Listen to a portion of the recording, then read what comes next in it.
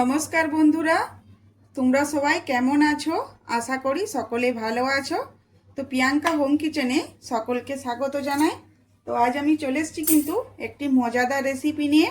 তো এই যে দেখো, এখানে আমি নিয়েছি তেলাপিয়া মাছ। তো এই তেলাপিয়া মাছ দিয়ে আজ একটি দুর্দান্ত রেসিপি করে তোমাদেরকে দেখাবো। তো চলো, তার জন্য এই যে তেলাপিয়া মাছটা আমি প্রথমে পরিষ্কার করে নেব। তো তেলাপিয়া মাছের সাইজটা দেখতে পাচ্ছ, খুবই একটু মানে বড় সাইজ। তো চলো এবারে এটা ভালো করে আঁশটা ছাড়িয়ে পরিষ্কার করে নিই।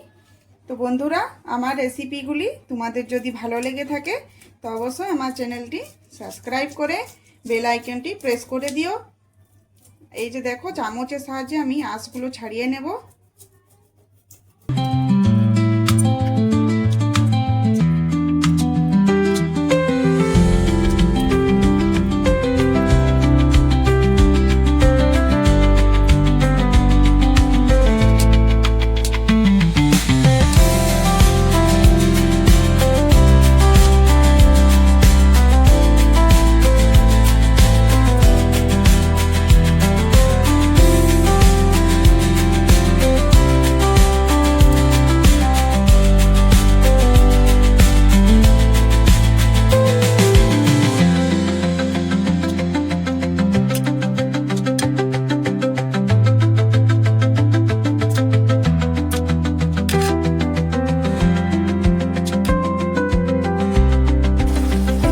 জল দিয়ে ধুয়ে নেব।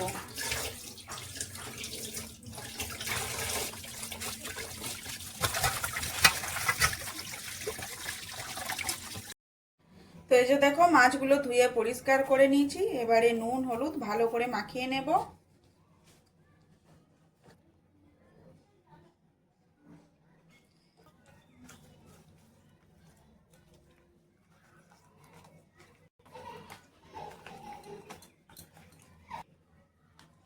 তো এই যে তেলাপিয়া মাছ দিয়ে আজ আমি এক অন্যরকমভাবে একই ভিন্ন স্টাইলে মাছটা বানাবো।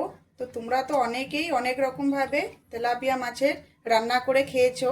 তো আজ আমি যেভাবে বানাবো এটার কিন্তু একটা আলাদা স্বাদ পাবে, একদমই দারুণ ভালো লাগে খেতে। তো চলো, রেসিপিটা তোমরা পুরোটা দেখতে থাকো, আশা করি তোমাদের ভালো লাগবে। তো নুন হলুদ ভালো করে মেখে নিয়েছি, এবার এগুলো ভেজে নেব। তো সরষের তেল গরম হয়ে গেছে, মাছগুলো দিয়ে দেবো।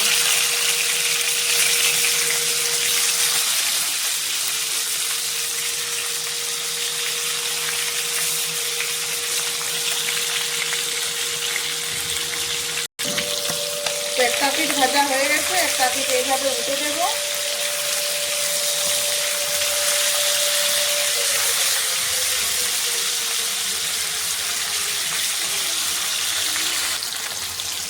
তো মাছগুলো ভাজা হয়ে গেছে, এবার এগুলো নামিয়ে নেব।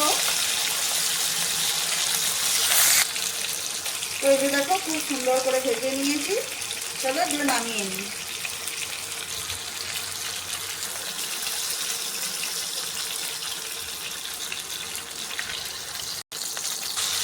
তো এগুলো ভাজা হতে থাক, ততক্ষণে আমি একটা মশলা বানিয়ে নেব।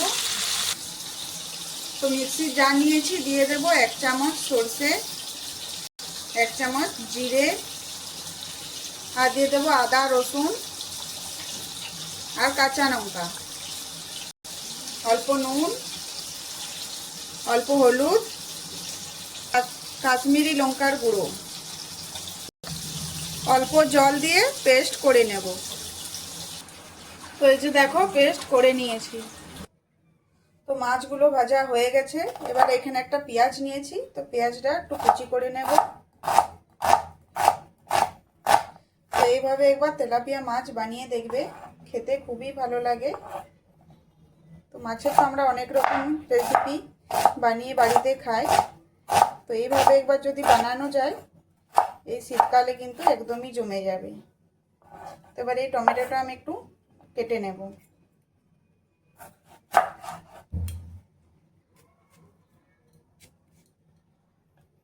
তো এটা একটু লম্বা লম্বা করে কেটে নেব।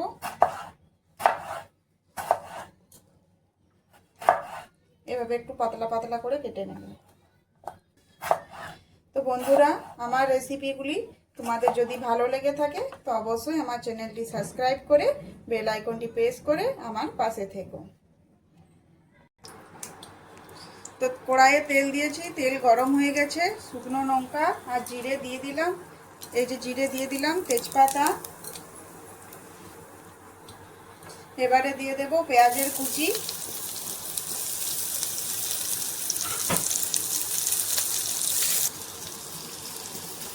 তো এখানে আমি মাছ ভাজা তেলটাই ইউজ করছি রান্নাতে, তাহলে কিন্তু এটা স্বাদটা খুব ভালো হবে। তো পেঁয়াজটা ভাজা হয়ে গেছে, এবারে দিয়ে দেব বেটে রাখা মশলাটা। এবারে মশলাটা দিয়ে খুব ভালো করে কষিয়ে নেব।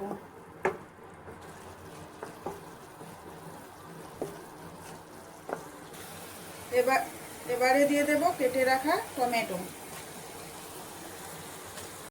ঝাল লঙ্কার গুঁড়ো আর অল্প হলুদের গুঁড়ো। ভালো করে মিশিয়ে নেব।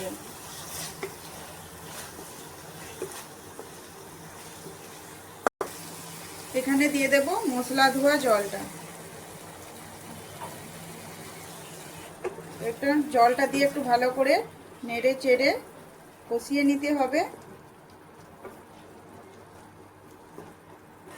তো আঁচটা কম করে এটা কিছুক্ষণের জন্য ঢাকা দিয়ে রেখে দেব। ততক্ষণে আমি আরেকটা মশলা বানিয়ে নেব। তো মিক্সির জার নিয়েছি, দিয়ে দেব কাজু, হাফ চামচের মতো চারমগজ, আর দিয়ে দেব হাফ চামচের মতো পোস্ত। তো অল্প চিনি দিয়ে দেব। জল দিয়ে পেস্ট করে নেব। তো চলো মশলাটা দেখি। তো এই যে দেখো মশলাটা কত সুন্দর তেল ছেড়ে দিয়েছে। তো এবার এখানে আমি দিয়ে দেব 1 কাপ মটরশুঁটি। এবার এটা খুব ভালো করে মিশিয়ে নেব।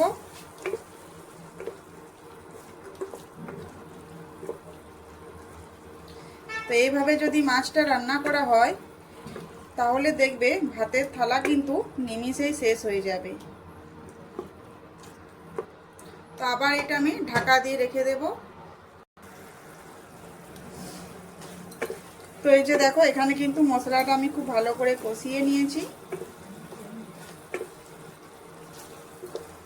এবারে দিয়ে দেব প্রয়োজন অনুযায়ী জল।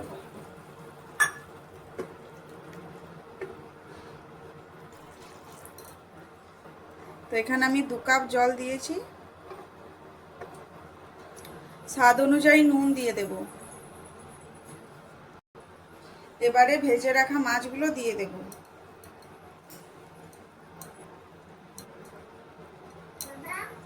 তো এই ঝোলের সাথে মাছগুলো ফুটলে খুব সুন্দর এটা স্বাদ বেরোবে।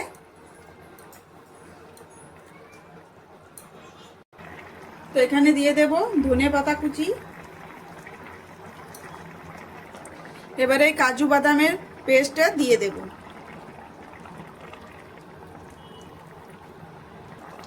তো এটা কিছুক্ষণের জন্য একটু ফুটিয়ে নেব।